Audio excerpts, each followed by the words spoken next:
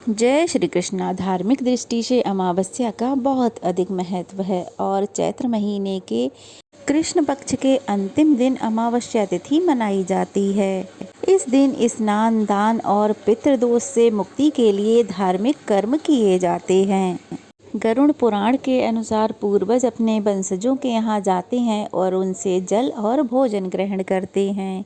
पितरों की आत्मा की तृप्ति के लिए चैत्र अमावस्या पर तर्पण करना बहुत विशेष माना जाता है।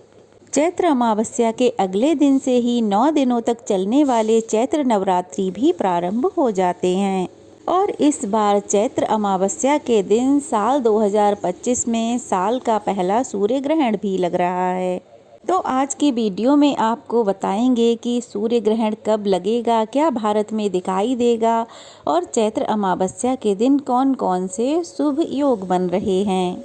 अमावस्या का व्रत और स्नान दान किस दिन किया जाएगा, क्या क्या दान करना चाहिए और किन चीज़ों का दान नहीं करना चाहिए। अगर आपको जानकारी अच्छी लगे तो हमारे चैनल को सब्सक्राइब कीजिएगा, वीडियो को लाइक कीजिएगा और अमावस्या की कथा भी जरूर सुनिएगा। चैत्र अमावस्या को भूतड़ी अमावस्या भी कहते हैं क्योंकि इस दिन नकारात्मक शक्तियाँ बहुत ज़्यादा सक्रिय रहती हैं और इन्हीं नकारात्मक शक्तियों से बचने के लिए पूजा पाठ और दान पुण्य को बहुत महत्वपूर्ण माना जाता है।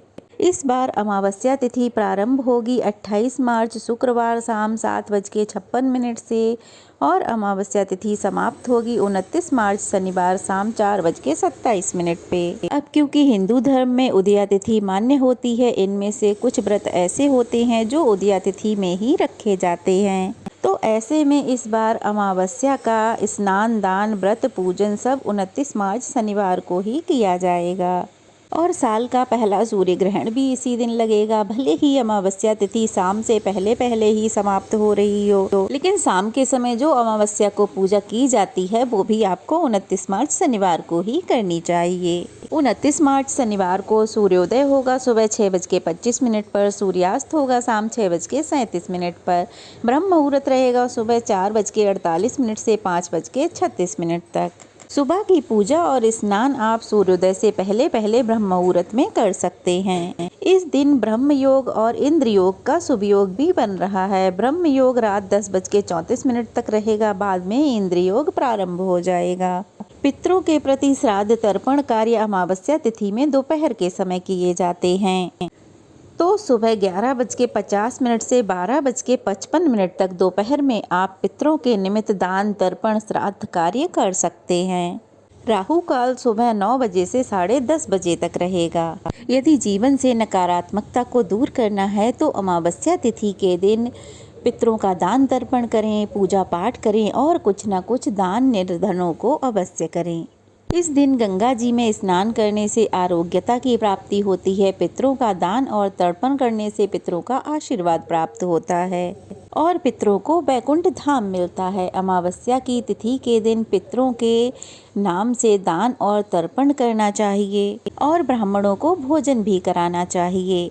इन धार्मिक कार्यों को करने से पितृदोष भी दूर हो रहा है। अब क्योंकि इस बार शनिवार को अमावस्या तिथि पड़ रही है तो ऐसे में यह शनिश्चरी अमावस्या भी होगी। तो इस दिन शनि देव और भगवान शिव की पूजा विशेष फलदायी मानी गई है। अमावस्या के दिन पीपल के पेड़ के नीचे दीपक और शनि देव को नीले पुष्प, काले तिल और सरसों का तेल चढ़ाना चाहिए।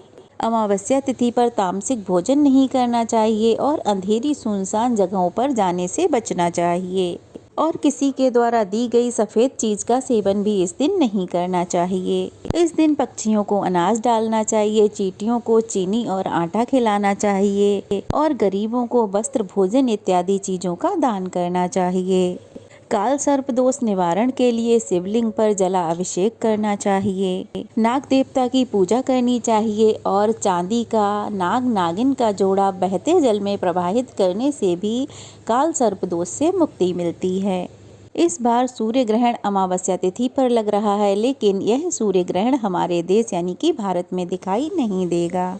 इसका कोई भी सूतक या कोई भी दोष हमारे देश में नहीं लगेगा। तो ऐसे में आप अमावस्या की पूजा हो या नवरात्रि की शुरुआत हो, आप आराम से बिना संकोच के कर सकते हैं। गर्भवती महिलाओं को भी इस ग्रहण से डरने की कोई आवश्यकता नहीं होगी। यह थी आज की वीडियो। कैसी लगी कमेंट बॉक्स में ज़रूर बताइएगा। अच्छी लगी हो तो वीडियो को लाइक करके शेयर कीजिएगा, कमेंट्स कीजिएगा और अगर नए हैं तो प्लीज़ चैनल को सब्सक्राइब ज़रूर कीजिएगा। जय श्री कृष्णा। राधे राधे।